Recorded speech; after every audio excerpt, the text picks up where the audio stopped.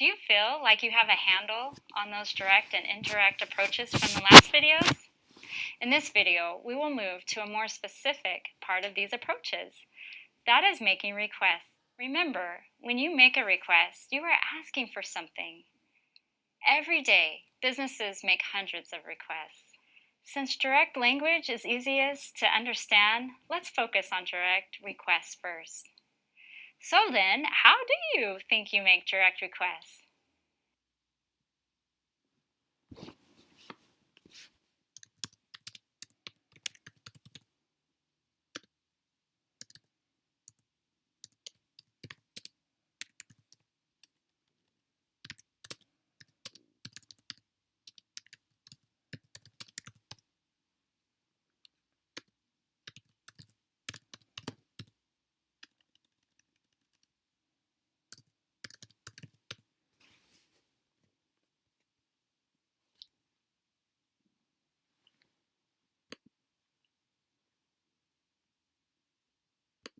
You're right.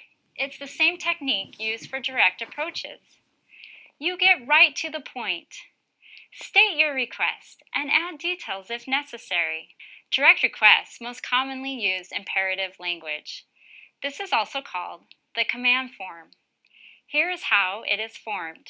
You make a request as a statement with you as the subject. Because you is implied, you are able to drop you and delete it from the sentence. For example, you turn off the lights easily becomes turn off the lights. Can you see how these types of requests would be used constantly in your company? Place the order by noon. Start the meeting at 9. Take these specs to the development team. Put your report on my desk by lunch. Open the window. Email me your thoughts. Though direct requests are strong and to the point, there is always room for saying please. Please put your report on my desk by lunch. Remember in our previous lesson where we discussed audience? When making requests, it's still important to consider your audience. We make direct requests often and naturally, but they are most used for coworkers we know well, friends, family, and team members. Bosses and managers may use these direct imperative requests when talking to employees as well. Do you have a bossy sister? I have 4 sisters, and one is particularly bossy. She'll say things like, hand me that drink, give me a ride, or sit down now. After a while of hearing this commanding, bossing language all the time, I get annoyed and a little tired of it. Would you? That's why it's necessary to understand how to make indirect requests, because they make requests softer. Indirect requests are formed with some helping words in English we call modals. Though modal may be an unfamiliar or fancy name, these types of words I'm sure you have seen them used many times in your English studies. Modals are words like may, can, must, should, would, could, ought to, and be able to. There are also the negative modals like can't, couldn't, wouldn't, shouldn't, and won't. Did that help? You do know about these types of words. Modals are known as mood changers. They change the feelings of the verbs in the sentence. By adding modals, the words can be softened. Bossy phrases like, hand me that drink, becomes, would you hand me that drink? Give me a ride, becomes, can you give me a ride? Sit down, becomes, could you please sit down? This adds politeness to your words and softens your request.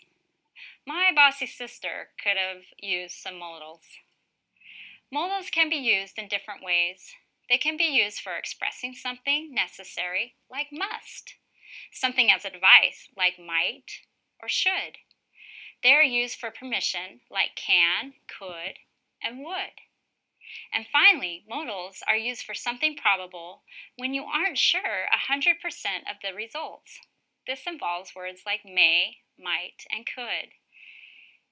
In this video, we will give some basics to understanding modals when making indirect requests, but it may take years of English study before you master them, so please don't get discouraged.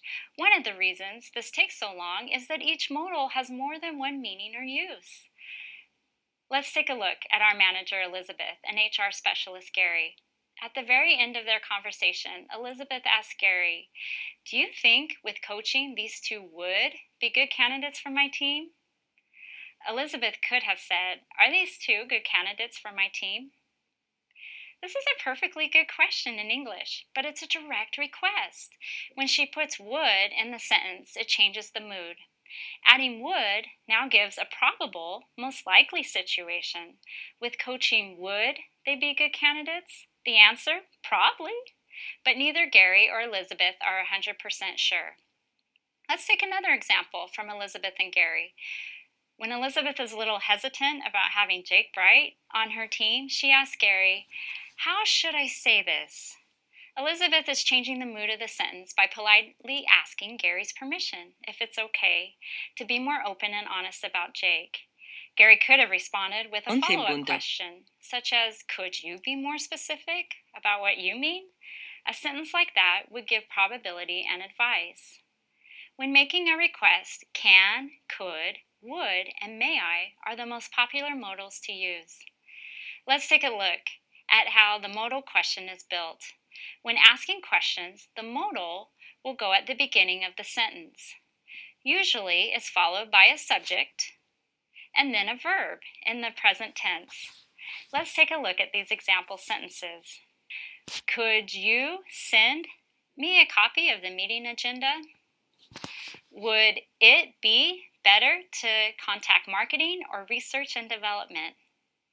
May Jeff print from your printer? Can we use your office while you're on vacation? Would they understand if I left early today for my appointment? Now you try to create these requests.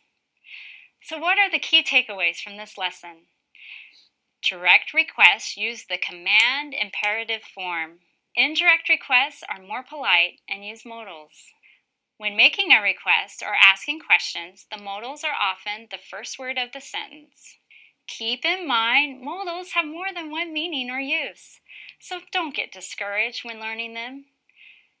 Take a look at our bonus readings for more specifics on modals. Stay tuned for our next lesson on summarizing, which will help you prepare for the end of course project. And if you are taking the specialization, it will help you in the capstone. Thanks for watching English for Management and Leadership.